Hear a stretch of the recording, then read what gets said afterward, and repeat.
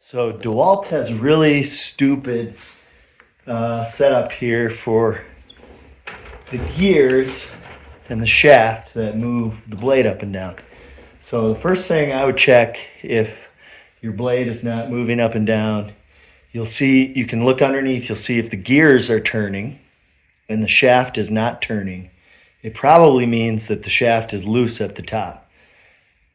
And I'll show you with this little tool how you can quickly tighten that screw. I saw one video in which you had to buy a $50 part and spend like 4 hours disassembling and reassembling this whole thing. And I hope you don't do that if this is the simple issue that you have.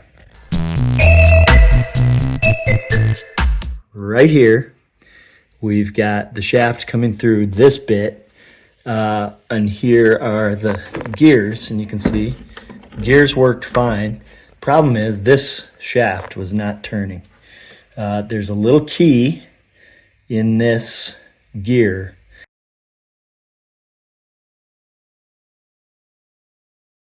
And what happens is if this shaft gets loose way up here, there's a screw right there. If it gets loose, the shaft pulls up this way. And what happens when that happens is the key within this gear that's holding it onto the shaft gets pulled away from the gear. So the gear spins, but it doesn't spin the shaft. Simple fix. All you have to do is get to this screw head right here. Because this is like this, you don't have a lot of room. You can't get a normal screwdriver in there. Bad job, DeWalt. Just get a 90-degree angle screwdriver and you just tighten this back down.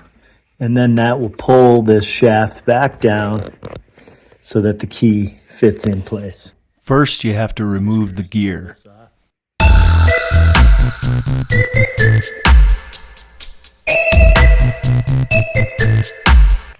The black sleeve over the key moves up and down, but be sure not to lose the key.